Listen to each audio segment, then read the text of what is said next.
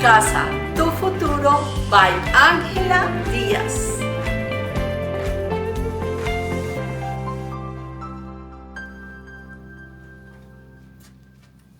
Bienvenidos a tu casa, tu futuro, by Ángela Díaz. Hoy tenemos un episodio muy especial. Hoy vamos a prepararnos, vamos a aprender cómo prepararnos para comprar nuestro hogar sin sorpresas y sin frustraciones. Inicio recordando que en el episodio anterior estuvimos muy atentos al tema de los taxes, cómo presentar los taxes. Y descubrimos que los taxes no son el problema. El problema está en no hacer las cosas con organización, con propósito y en no entender el proceso. Entonces, cuando no hacemos las cosas correctamente y llega el momento de comprar la casa, tenemos todas estas sorpresas que nos frustran y nos hacen creer que ese propósito está cada vez más lejos. Bueno, hoy vamos con los pasos lógicos y cómo de verdad puedo comprar mi propiedad. Si entiendo el proceso antes de enamorarme de la casa y me organizo de manera adecuada, no me frustro y no me llevo sorpresas desagradables. Bueno, el contexto real de comprar una casa. Comprar una casa siempre ocurre en algunos contextos.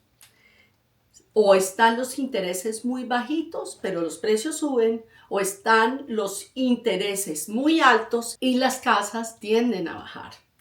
Mercados con mucha demanda y precios en alza. Mercados con oportunidades, pero con intereses altos. Estabilidad laboral o incertidumbre social y política. El error más común es pensar que yo compro la casa cuando todo esto esté perfecto. Y eso es muy difícil de que ocurra. Siempre hay retos, siempre hay circunstancias que debemos sopesar y que siempre cuando vemos las oportunidades y estamos organizados y alineados con nuestro propósito, se encuentra el camino. Bueno, entonces, ¿en qué radica la clave? La clave radica en la preparación. ¿Y cómo me preparo? ¿Qué cosa tan difícil? Muchas veces uno oye lo que llamábamos coloquialmente en Colombia el radio pasillo. Voy por un pasillo, me encuentro un amigo, me cuenta una cosa, me cuenta y me lleno de historias sin mirar la realidad de las cosas. Quiero que hablemos de deseo, de sueños y de propósito. Y hoy quiero ser muy clara con este punto porque esto es muy claro. El deseo. Me gustaría tener una casa, yo deseo tener una casa en esta zona muy bonito, pero nunca me lleva a ejecutar. Entonces, no me puedo quedar con deseos. El sueño, yo sueño tener una casa en tal sitio. Si yo no logro materializar ese sueño, el sueño muchas veces uno llama a las personas soñadoras porque no logran materializar esos sueños. Ay, qué lindo tener una casa así, que tenga 3 habitaciones, que tenga 2 cuartos, con una cocina blanca. Pero muchas personas se quedan ahí, solo sueños. Por eso he cambiado te hago realidad tus sueños. Eso no es realidad. Los sueños son muy difíciles de materializar si no existe un verdadero propósito. Un propósito ya es cuando la persona toma una decisión y alinea todas sus fuerzas, toda su intención para lograrla. Entonces, el propósito ejecuta. El propósito se toman decisiones. ¿Y qué propósito tengo yo? Obtener mi primer hogar. Siempre le digo a mis compradores, a las personas que me consultan, que me atienden, que la primera casa debe ser una muy buena inversión. Una casa que esté dentro del presupuesto, que no le deje a uno cambiar el estilo de vida, que esté muy alineada con el pago de la renta. Pero pues desde luego, como lo he dicho en muchos de mis artículos, no es muchas veces el valor de la renta, sino es un poco más, pero se congela por 30 años. Lo importante es que el año siguiente, cuando le vayan a subir a uno la renta, tú ya la tienes congelada. Y el año siguiente, cuando esté más cara la renta, tú ya la tienes congelada. Entonces vale la pena de pronto hacer el primero, el segundo año un sacrificio y poner un poquito más, pero ya congelas tu renta y ya estás en el camino a hacer tu primera inversión y a construir tu futuro. Bueno, entonces realmente estoy preparado para comprar. Esa es la pregunta del millón. Hay personas que creen que no califican y se llevan la sorpresa de que sí califican, de que están muy alineadas, pero pues tienen miedo y el miedo paraliza. Personas que se enamoran de esas casas sin preparación y se frustran. Entonces llegamos a la cita con el lender, con la persona que nos va a prestar el dinero y a la primera no, se frustran. Entonces ya dejamos esto y ese no es el camino. Es como cuando ir al médico, ir al odontólogo que le hace a uno un plan para mejorar las cosas. ¿En qué terminamos? En que duramos en tratamiento. Hay gente que dura 6 meses, hay gente que dura 8 meses, pero logramos una perfecta sonrisa. Y eso es lo que sucede cuando uno va donde el lender, donde él va, donde el prestamista, y hay veces no lo encuentra alineado, pero tiene siempre una solución. Personas que culpan al mercado. Uy, no, yo con esos intereses no compro. Cuando más que tomar decisiones así, lo que les falta es información y un plan definido. Entonces, siempre hay oportunidades si atendemos los 4 pilares básicos. Estos 4 pilares son como una mesa. Puede que la mesa se sostenga con 3 de estos pilares y son fuertes, pero no se sostiene con 2. Entonces, ¿cuáles son esos 4 pilares? Aquí los puedes ver. Los 4 pilares son los taxes, número 1. Son los últimos 2 taxes que hayas presentado ante el IRS, que reflejen la verdad de tus ingresos. El puntaje de crédito, que lo miden 3 burós de crédito aquí en los Estados Unidos. Equifax, TransUnion y Experian, que son los 3. Tus ingresos sostenibles y comprobables. ¿Qué significa? Que tú durante los últimos 2 años has mantenido unos ingresos que crecen y que te has tratado de mantener en la misma línea de W2 o de 1099, 1099, porque si cambias de W2 a 1099 tienes que esperar 2 años. Muchas veces de 1099 a W2 es muy diferente y puede haber una oportunidad, pero de la otra manera no. Y lo último son los ahorros. Una persona que tiene ahorros que muestra en el banco funciona. Entonces, ¿qué mira el prestamista? Consistencia, ingresos declarados, estabilidad y que no hayan cosas extrañas, que no hayan como que hiciste enmiendas, cambios, porque eso genera una alerta. Hay personas que ganan muy bien, pero lo reciben todo en cash muchas veces para no pagar impuestos. Y eso los perjudica en el momento porque no tienen cómo demostrar. O no declaran correctamente o no pueden comprobar sus ingresos. Y esto se ve muy reflejado en los taxes. Resultado, no califican por los taxes. Pero eso no significa que no pueden adquirir una casa.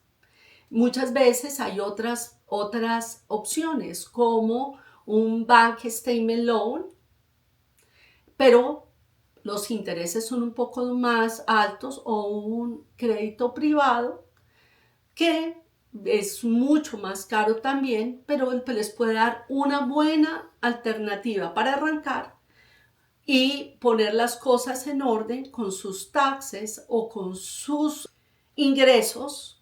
En adelante se organizan para refinanciar y para estar mucho más estables con el pago de sus impuestos. Pagar impuestos, paga. Vale la pena. Bueno, el puntaje de crédito. Como ya les decía, se mira en estos 3 buró de créditos. Y aquí, ¿qué se ve? Cómo se usan las tarjetas, qué balances tienes y qué tan ordenado eres para tus pagos. Una persona que no paga a tiempo y que está muy endeudada no puede comprar casa. Pero eso no significa que no tengas alternativas. Tú puedes organizarte y hay gente que lo hace muy rápido. Reglas del balance. Por ejemplo, yo tengo 3 tarjetas de crédito. Una tengo 1,000, la otra 2,000, la otra 600. ¿Cuál es la regla del balance? Tú no puedes tener más del 25% en cada uno de los cupos que te dieron. Entonces, la de 1,000 no puedes tener más de 250. Tenemos 2 ejemplos. Una tarjeta de cupo máximo de 1,000 y otra tarjeta de cupo máximo de 2,000. En la de 1,000, tú no puedes mantener un balance mayor a 250 y en la de 2,000 de 500. Pero ojo, todo mi crédito tiene un cupo general. Por decir algo, mi cupo total son $100,000 en el crédito. ¿Qué sucede? ¿Por qué? Porque está determinado por mis ingresos, por mis cosas y mi cupo total en esos gastos son $100,000. Y voy a contarles de un caso que me pasó bastante especial. Me llegó una persona que ganaba muy bien, tenía todas las posibilidades de comprar, tenía sus taxes al día y tenía muchas tarjetas de crédito de muchos años con una capacidad de cupos increíbles. O sea, ella tenía en una, me acuerdo, yo nunca había oído que una persona pudiera tener un cupo ilimitado, tenía en otra de Macy's, jamás se me olvida que tenía una de Macy's de $40,000 y tenía una serie de tarjetas que realmente ella no las usaba, pero estaba determinado el cupo de esas tarjetas y ella casi tenía un cupo de $150,000 en la tarjeta. Cuando fuimos a comprar la casa, no le aprobaron sino una casa de 200 o $250,000 en ese momento. Y yo decía, pero ¿cómo es? Ella tiene un pequeño crédito de vehículo, ella tiene muy buen crédito, no usa las tarjetas. El banco consideró riesgoso porque esta señora simplemente podía al otro día de comprar la casa irse y comprarse un carro de $140,000 en tarjetas. Entonces solo le otorgaron un cupo para esa casa pequeña. ¿Qué sucede? Y la cierra, pues daña el cupo, porque eran tarjetas que llevaban mucho tiempo. Entonces, tengan mucho cuidado con estos cupos que les otorgan las tarjetas de crédito sin que ustedes lo pidan. Y ustedes acostúmbrense a no pedir cupos que no sean necesarios. Mantengan sus tarjetas de crédito con mucho propósito, con mucha inteligencia para que no vayan a dañar su oportunidad de tener su casa. Si tienen más preguntas, me dan una llamadita y yo con mucho gusto les colaboro o les presento la persona que nos puede ayudar a que ustedes puedan entender y puedan lograr ese equilibrio para sus cuentas. Bueno, ingresos comprobados. ¿Qué significa eso? Mucha gente cree que están haciéndolo muy bien y piden que les paguen en cash. ¿Cómo pueden comprobar ese ingreso? Muchas personas dicen voy a comprar casa en 3 meses y aceptan un trabajo de 15 días. Resulta que todos los trabajos que tengan tienen que tener 2 años de historia. Entonces, muchas veces las personas dicen voy a tener un part-time extra, pero lo hacen 3 meses antes de decidir comprar la casa. Entonces, mucho cuidado con aceptar trabajos de último momento que no les ayudan a construir ni a generar realmente ingresos comprobados para poder comprar su casa. Los que tienen 1099, por favor, si tienen como meta comprar su casa, entiendan que ingresos variables requieren orden y tiempo. ¿Qué es eso de los ingresos variables? Las personas que son independientes, por ejemplo, como las personas que tienen empresas de servicios, tienen que tener mucha orden y claridad. Y de verdad, les doy un consejo, siempre tener un colchoncito. Nosotros los agentes de bienes raíces debemos tener mínimo de 3 a 6 meses de colchón con nuestros ingresos para tener paz. Muchas veces pasan 2 meses sin un cierre y tenemos paz para tener ese dinero disponible en el momento de nuestros pagos mensuales. Es muy importante la coherencia. La primer casa tiene que ser una casa que se pueda pagar, que sea coherente con lo que queremos y sin hacer locuras. Hay gente que consigue al primo para que le ayude, para tener ingresos y se meten en casas de mucho valor. Yo tuve hace poco una clienta que vino, nos consultó y el ente le dijo, mire, usted todavía no está preparada, usted todavía no está lista, trabaje más, organícese, mire que dentro de un año lo va a lograr.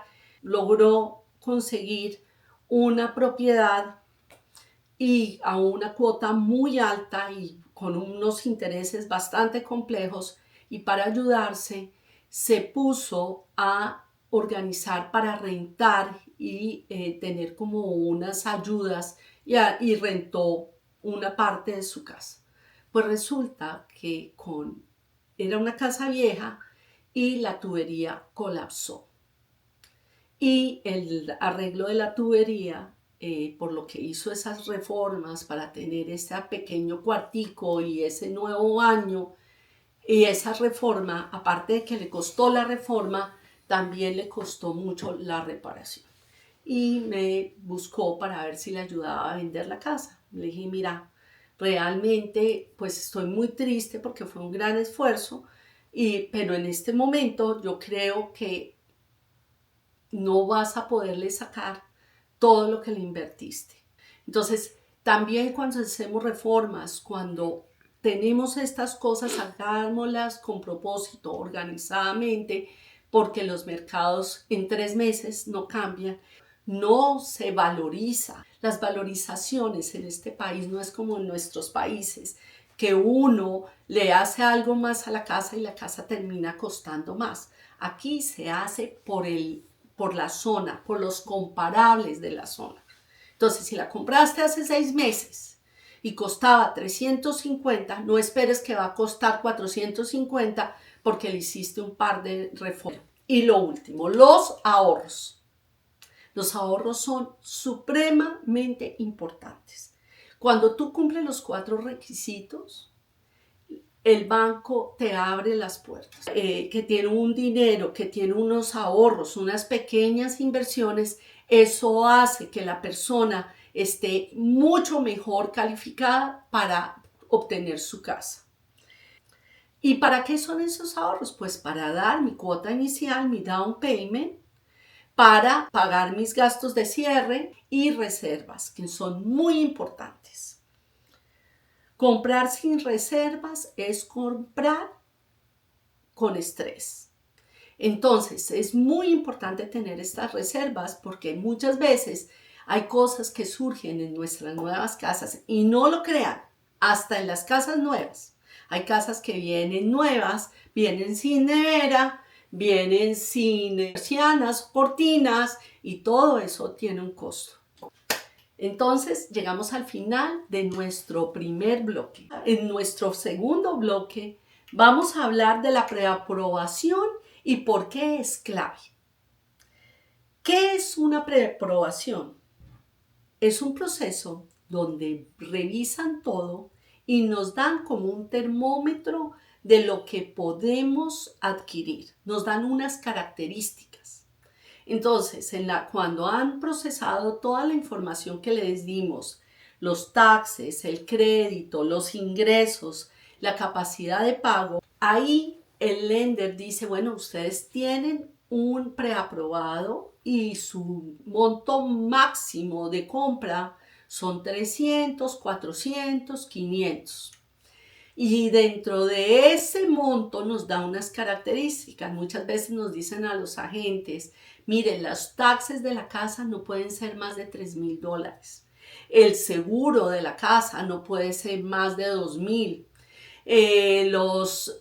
No deben tener pagos de asociación, no deben tener pagos de CDD. Entonces, ahí nos da como una brújula para entender en dónde y qué norte debemos tomar, cuál es la ruta que debemos seguir. Es como un GPS para entender a dónde podemos llegar. Entonces, muchas veces antes la gente de tener ese preaprobado se pone a buscar casas de 500 y resulta que el aprobado solo fue para 350. Entonces se frustran y no logran los objetivos. Y llegar a los 500 significa muchos mayores ingresos. Otras personas se ponen a ver casas, creen que no tienen la capacidad y se ponen a ver casas de 300, 200 y se frustran porque creen que solo van a conseguir casas que no cumplen con sus propósitos o con sus necesidades. Entonces, mi objetivo antes de empezar a mirar casas es utilicen el termómetro y miren hasta dónde está su capacidad para comprar casa. Una vez obtenemos la preaprobación, tenemos que estar congelados, frisados. No, después de la preaprobación, no compren carro, por favor. No abran créditos nuevos, no endeudarse por ningún tipo de cosas, no cambiar de trabajo sin consultar. Ahora, hay gente que cambia porque le van a pagar más, porque le va a ir mejor y siguen en la misma línea y siguen con W2. Pero las personas que, como voy a comprar casa, me retiro y abro mi empresa, ahí dañaron la oportunidad por 2 años. Entonces, manejémoslo con propósito, con seriedad, para que no tengamos ese tipo de frustraciones. Cuando llega el momento de comprar, tenemos que analizar otros aspectos. Así como lo ven en la imagen, tenemos siempre, yo digo que es un triángulo. Es un triángulo perfecto y son 4 factores también que juegan muy importantes. El tiempo está en todo, porque el tiempo es el que marca la temperatura del mercado. No es lo mismo comprar hace 6 meses que comprar hoy o que comprar en un año. El tiempo es el que se sostiene este triángulo, llamémoslo así, que es como una barrita que siempre mantiene. Y en el triángulo está el precio, la ubicación y el tipo de propiedad. Cuando el precio está elevado, muchas veces la ubicación y el tipo de propiedad es ideal. Cuando el tipo de propiedad está en la punta del triángulo, la ubicación y el precio pueden ser perfectas, pero entonces nos tocó algo más pequeño, algo que de pronto no cumplía nuestras características. Y cuando la ubicación está arriba, muchas veces el tipo de propiedad y el precio es el correcto.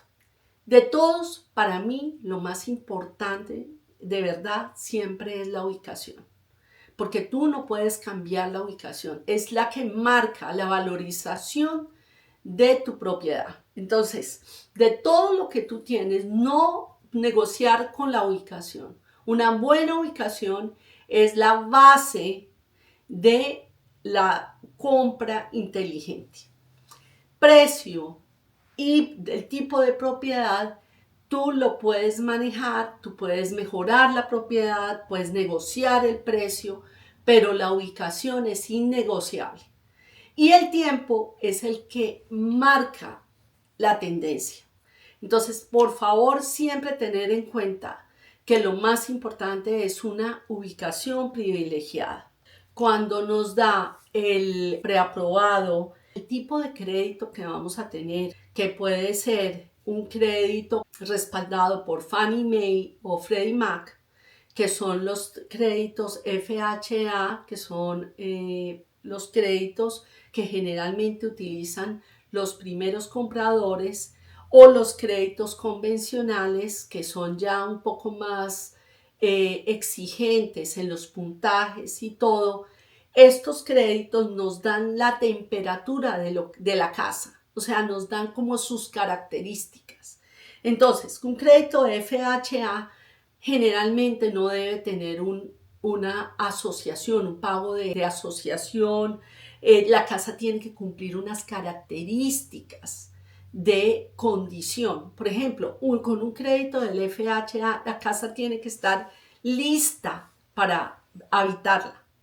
No es que yo le reparo en un año el techo, que yo le cambio el aire acondicionado. La casa tiene que tener unas características de uso inmediato y cuando viene el evaluador va a verificar que esa casa tenga. Entonces, cuando a uno le dicen, usted está calificado para un crédito FHA, usted no puede mirar casas que no tengan esas condiciones. Tiene que ser una casa que cumpla las condiciones.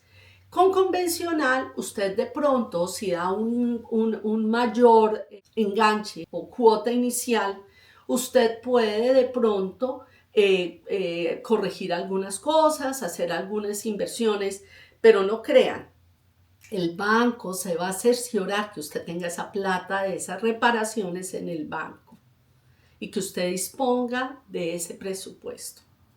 Una propiedad antigua para cierto tipo de préstamos no encaja, ni las características de construcción. Yo con un crédito FHA no puedo comprar una casa móvil. Tiene que tener ciertas características. Bueno, y como les dije, lo más importante es un buen precio, una buena casa con la mejor ubicación. Depende del propósito que ustedes tengan. Ahora, en este punto, cuando ya tenemos el crédito, cuando ya tenemos las características de las casas, volvemos al mismo tema de las necesidades, lo que uno sueña y los propósitos reales. Entonces, quiero hablar sobre ya la casa versus el crédito que nos dieron, que nos otorgaron, lo importante que tener claro qué es una necesidad. Una necesidad es un presupuesto real, una ubicación funcional. Si mi hijo está en middle school, tengo que ser clara que no puedo estar a mediodía y irlo a recoger a las 2 de la tarde, que tiene que tener una necesidad clara. Es una necesidad la ubicación para que mi hijo pueda movilizarse y para que yo no, que trabajo en el otro condado, tenga que venirme. Entonces eso es una necesidad. ¿Qué ubicación estratégica hay para toda la familia? Un tamaño adecuado. No, es que me compré una casa de 2 habitaciones, un baño, porque yo le voy a hacer un baño y otras 2 habitaciones más. Eso vale muchísimo, permisos, toda una situación. Entonces hay que ser realista. ¿Hasta dónde puedo llegar? Y una proyección de futuro. No es que yo aquí en esta casa de 2 habitaciones, un baño, o de 2 habitaciones, 2 baños, voy a tener 5 hijos. Imposible.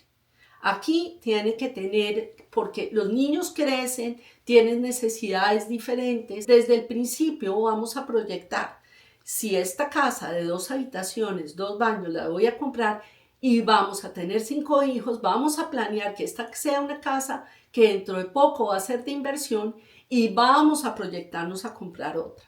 Entonces vamos a hacer las cosas correctamente, no le vamos a invertir mucho dinero para no sobrecargar el precio y poderla o vender o rentar sin haberle invertido mucho.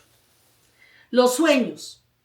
Ahí sí entra un poco los sueños, la estética de la casa, los detalles que puedo cambiar, que tengan un presupuesto establecido. Soñar es lindo con las casas, pero manteniendo los pies en la tierra. Y el propósito, seguridad familiar, estabilidad financiera, inversión al futuro. Claridad en esos puntos desde el principio y hablarlo claro con la pareja o hablarlo claro con la familia. Vamos a hacer nuestra primera inversión y estas son las características. Cuando las personas se programan, funcionan las cosas maravillosamente. Bueno, ya estamos terminando y vamos a hablar de los obstáculos más grandes que tenemos para comprar nuestra casa. Y voy a hablarles del primero. Y es, tan, taratán, tatán, la compra de un carro costoso. Es que primero me compro mi carro, mi camioneta de $80,000 antes de comprar mi casa. Y ahí mató el crédito. Y es muy difícil cuando los carros se ponen upside down llegar a comprar una casa. Los reconocidos obstáculos que una persona tiene para comprar su hogar son los siguientes. Cuando ustedes son primeros compradores, esto del tema del carro es lo más importante. Cómprense en un carro funcional, seguro, que no les consuma el crédito. Una cuota de 300 puede ser muy compleja para un primer comprador. Así de sencillo. Entonces, sean muy cuidadosos de pronto comprar algo mientras que compren su casa. Ya después de que compren su casa, hay muchas alternativas para comprar un buen carro. Un carro comprado con propósito abre puertas. Un carro comprado sin propósito la cierra. El segundo error muy grande para adquirir una casa y que uno tiene es vivir de tarjetas. Pago el mercado de las tarjetas, compro todo con tarjetas y no pago a tiempo mis tarjetas. Las mantengo con full cupo. Eso también me cierra las puertas de mi casa. Y ese uso de las tarjetas exagerado se normaliza para vivir siempre endeudado. Las tarjetas son deudas seguras. Aunque la persona diga, yo siempre pago, trato de pagar a tiempo, siempre está en riesgo y tiene una dependencia al crédito. Hay personas que llegan en determinado momento y se le juntan las 3 tarjetas con las que jugaban y se quedan sin cupo. O sea, es muy delicado porque el pago de intereses definitivamente de deudas que no son importantes, que no generan ingresos, son muy complejas para las personas. Entonces, ¿qué sucede cuando uno está en este proceso de adquirir casa y llega al banco con un endeudamiento serio de tarjetas? De por sí ya las personas ven un riesgo, ven una dependencia de crédito y falta de control. Las tarjetas bien usadas ayudan, pero una tarjeta mal usada destruye la capacidad de comprar tu hogar. Así que piénsalo muy bien cuando aceptas esas tarjetas que llegan por el correo. Endeudamiento excesivo de compras innecesarias.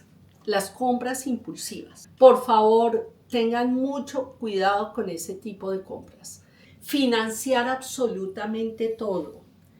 Después miro cómo pago. Muchas veces no es falta de ingresos, es falta de estrategia.